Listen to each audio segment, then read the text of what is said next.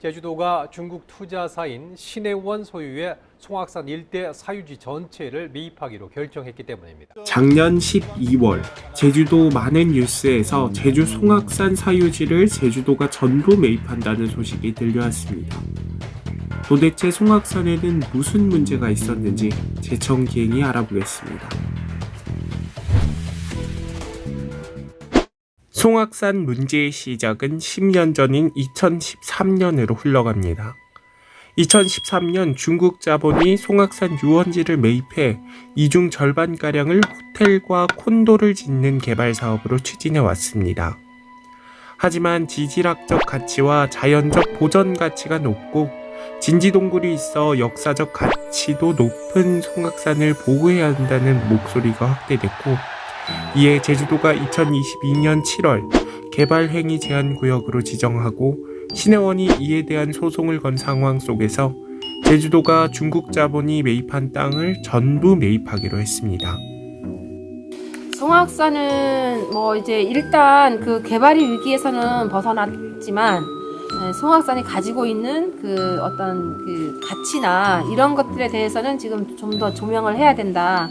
그리고 그것을 지켜내기 위해서는 사실상 이제 세계자연유산본부에서 이미 그 등재 권고를 했었잖아요. 그래서 그 등재 권고를 했었기 때문에 추진하기는 쉬워요. 새로 하는 건 정말 엄청 어렵지만, 그래서 이 부분에 대한 이제 그 주민들의 반발 때문에 지금 거기서 이제 멈춰진 상태이긴 하거든요. 그래서 이런 것들에 대해서 좀 더 그 지역 주민들과의 좀 더 알리는데 좀 더 노력을 해야 되겠고, 또 이건 또 행정에서 해야 되는 건데 지금 놓치고 있죠.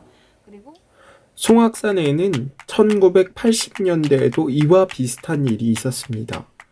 그 당시 송악산을 중심으로 한 새로운 공항 건설에 더해 공군기지 건설이 추진되었습니다. 하지만 이때도 송악산에 사는 주민들의 지속적인 비대위 활동으로 정부와 제주도가 손을 뗄 수밖에 없었죠. 개정에는 한 가지 더 이슈가 되는 것이 있습니다. 바로 알뜨르 비행장인데요. 알뜨르 비행장은 일제강점기 때 비행장으로 조성된 후 미군 소유를 거쳐 한국으로 반환된 비행장입니다. 이곳에 제주 평화대공원을 짓는 사업이 10여 년째 계속 논의되고 있는데요. 이곳을 소유하고 있는 국방부가 반대하며 지지부진한 모습을 보였습니다.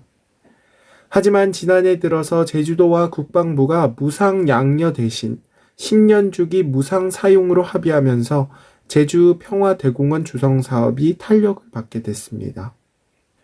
이와 관련한 토론회에서 조성윤 제주대학교 명예교수는 알뜨르 비행장은 한국 유일의 제2차 세계대전 유적지가 있는 곳이라며 알뜨르 비행장을 참혹한 전쟁을 배우고 깨닫는 장소로 만들어야 한다고 밝히기도 했죠.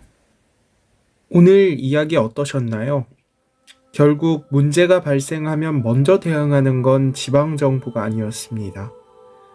그 속에 사는 용기 있는 시민들이었고, 그 가치를 정말로 사랑하는 평범한 주민들이 있었기에 지금 이렇게 환경이 보존될 수 있지 않나 싶습니다.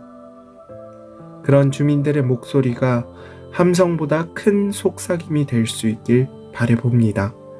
이상 제천기행이었습니다.